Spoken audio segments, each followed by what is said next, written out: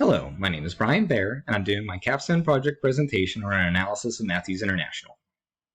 Now, as a quick overview, Matthews is divided into three main divisions, employing a total of 11,000 people across 6 continents worldwide, and they brought in about $1.7 billion in revenue in the last fiscal year. Now, the first division is Matthews Memorialization, which was the original company that the others spun off from, and represents about 46% of the revenue. They produce funerary products such as urns and caskets, but also more specialized memorials. Next is Sdk Brand Solutions, which is 37% of the revenue, and they started as a packaging company, but now act as more of a consulting firm for entire brand development, from design to marketing, packaging, and implementation. Finally, there's Matthews Industrial Technologies, which represents only 17% of the total revenue, but is by far the biggest expense sink out of the three divisions. That's because they hold the majority of the research and development aspects of all of the divisions. And along with this, they also have by far the highest growth potential due to the product lines they have been working on since their inception. Now, Matthews International is trying to spread internationally, and they've met with varying success depending on region. They have 69% of their revenue coming from the Americas. Europe has increased to 27% due to acquisitions in Germany and some other EU regions, but they still only have 4% of their revenue coming from Asia and the Pacific. Now, their financial information looks extremely negative at first glance. They have operated at a net loss for the last several years, and a net loss of $22.5 million in the last year alone. They have negative annual growth of 46.7 average over the last 5 years until fiscal year 2021, where they have a negative annual growth of 260.7%. Now, these losses have occurred in large part due to their huge number of acquisitions. They have taken on a large amount of debt in order to finance an aggressive diversification strategy of both related and unrelated businesses. And there just hasn't been time for there to be any significant revenue generation from these yet. Now, the return on equity as a result is negative 3.82%, which is well behind the industry average of 10.9%, and the return on assets is currently only 0.2%, again because not much is generating revenue yet other than the 3 core businesses. Now, they have a debt level of $769.3 million, and that has been rising despite the company's stated goal of debt reduction. Their revenue is not even enough to cover their interest payments, and their debt-to-equity ratio is 130.3%.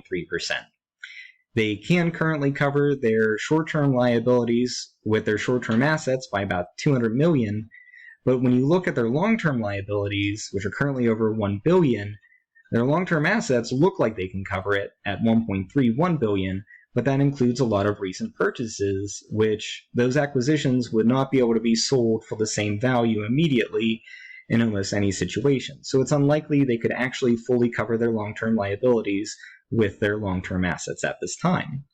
And despite a negative earnings per share, the company still paid out a dividend the last year, and then also, much worse, raised the CEO's compensation to $6.81 million, when it was already much higher than the industry average of $3.83 million. Now, Matthews Industrial Technologies is the newest division of Matthews International, and again, they're the research and development side for the most part. Currently, they only have 3 principal product lines, but each of them are incredibly promising with a lot of growth potential and resilient competitive advantages built into the design. Now, their first is Energy Storage Solutions. They've acquired a bunch of different businesses to secure technology, equipment, production capabilities, and intellectual property to develop both hydrogen fuel cells and graphite fuel cell plate technology. Now, these are used in conjunction for electric vehicle batteries, and since those batteries are currently the choke point for production for electric vehicles for most manufacturers, this is a good potential opportunity as long as they can get the production up to a level that would actually interest various manufacturers.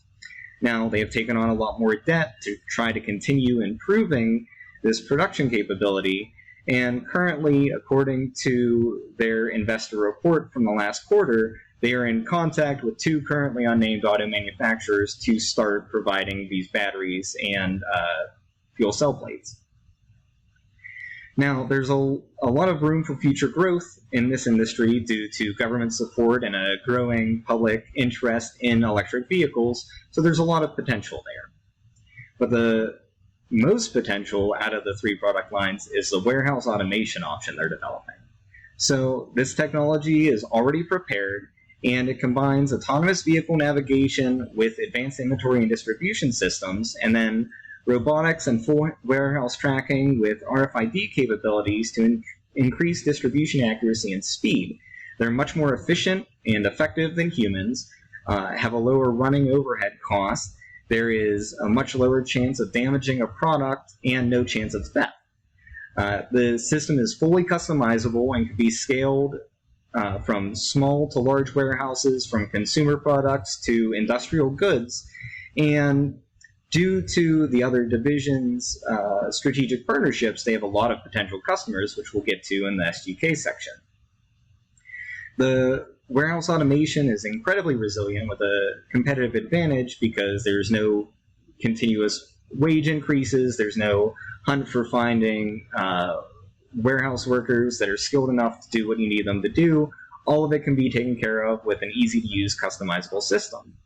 Now, there is a large upfront cost, but that also ends up adding to the competitive advantage because the system's so easy to use. After that cost is paid, there would be a similar large cost to switch to another warehouse automation provider who probably doesn't provide as comprehensive of a service. So there's a number of stacking advantages here and a lot of room for growth. This has the potential to be by far the most profitable product line across all the divisions of the organization. Now, their final product option is a product identification, which is mainly used in industrial manufacturing, and they're actually the current market leader with what's known as drop-on-demand technology and hold 28% of the market share. The largest segment, though, is actually a continuous inkjet technology, and that's split up among many different providers, though. Through their research and development, they found a disruptive replacement that is 75% of the cost, breaks down far less often, and the legacy technology needs fully replaced every 2 years. That doesn't apply to the Matthews developed replacement. So if Matthews captures any amount of that 48% with their strictly better product, that is still a huge gain since they're already the market leader. But even if they don't manage to sell to anyone else, since they use the technology on their own products, the cost savings from using their newly developed version will still become profitable in the long run just due to cost savings. Now, Sdk Brand Services is a pretty unique division. They were originally a packaging company, but then decided to rebrand themselves when the organization restructured to an all-in-one brand service. So they do everything from marketing to legal input to color and design adaptions, and they hired 6,000 people in a bunch of different geographic regions with different skill sets in order to focus whatever their clients' brands are into very narrow geographic and cultural segments to have the greatest impact. In addition to that, they're focused on strategic relationships as opposed to just a simple vendor-customer relationship. And this focus is really beneficial to the other divisions of the company because they've acquired clients such as Walmart and Amazon, as well as rivals like Pepsi and Coca-Cola in this portfolio. And by marketing these products as a comprehensive portfolio, they've found that they are a lot more effective than trying to market an individual client's products in isolation. And so that autonomous warehouse technology can be easily applied to Walmart and Amazon worldwide, and since they already have an existing strategic relationship with another division of the business, that's a major advantage over any potential autonomous warehouse competitors that may try to enter the industry. Now, the final division is Matthews Memorialization, and they're currently responsible for 52% of the market share for all funerary products. That includes caskets and urns. and various memorials. And they are a consistent revenue supplier for the organization because people are always going to be dying. They've actually had a spike in their revenue due to COVID, and once the vaccine rollout occurred, they adjusted for the lower deaths by increasing the costs on their most basic products. But in addition to this, they have a competitive advantage through having secured a bunch of long-term government and private contracts because of their ability to make highly specialized memorials due to their extremely skilled workforce and the production capabilities that they have. If you've ever been to a military base, a government building, or a state park, you've probably seen a Matthews bronze memorial or marker on that location. Now, they still have an opportunity for growth that doesn't involve a mass death event due to improvements in 3D printing technology. Historically, all molds would have to be made by hand out of sand, and if there was any errors in that mold, you would have to either weld or cut pieces off and adjust the product and then put it through finishing before you could actually ship the product off. With 3D printed molds, you have much more accuracy, you eliminate the human error element, and since they hold the patents to that mold technology, they have a resilient competitive advantage over their potential rivals. In addition to that, since they've been at this for so long, they have the advantage of economies of scale through their amount of production facilities. Now, their corporate culture is a bit of an issue. They say all the right things. They have bold, frequent statements about corporate social responsibility, the importance of protecting the environment, and they really emphasize the team mentality and that every employee has a voice. And these are primarily true, but only for the SGK and Industrial Technologies divisions. The plant workers and the memorialization division are unfortunately left out in a lot of these aspects, and it has led to a very hostile work environment. This leads me to their organizational failures. So their focus on shareholder value instead of stakeholder value has drastically damaged their long-term viability and harmed their core competencies because they frequently terminate the most highly skilled people because they are the most highly paid. And as a cost-saving measure, they fire them, replace them with a much less skilled or untrained individual at a much lower wage, only to find that they can't properly complete the job and a bunch of jobs are being sent back. There was a string of accidents in the workplace, and as a result, there was an overwhelming preliminary vote to join the United Steelworkers Union in order to try to get better safety implementations in the workplace.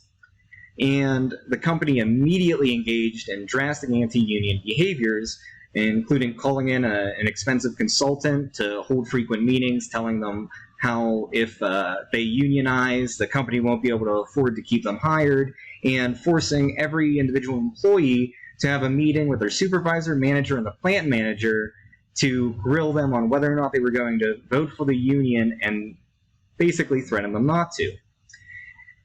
Following this, the vote failed when it went for the proper vote, and a bunch of pro-union employees were given negative performance reviews, immediately given a second negative performance review with almost no time in between in order to be fired with cause. Now, a failure to adhere to the stated core values and ethics has led to a potential loss of their main core competency of the memorialization division, which is that highly specialized memorial design. And one individual has done, for instance, all of the Baseball Hall of Fame and Rock and Roll Hall of Fame memorials for the last 30 years. He passed away in this last year, and they have no one capable of doing those, and they've been getting sent back. Since they've been getting sent back, all of their government contracts that give them such an advantage and a stable revenue source is at risk. And so the only real recommendation I have is that they need to adhere to all their stated values and restructure their training and incentive programs to help preserve institutional knowledge and those core skills that are vital to the survivability of their main business. Since the revenue from the more stable aspects are needed to prop up the research and development, they'll never get to the point where they get to capitalize on all of the growth opportunities if they fail to secure additional financing.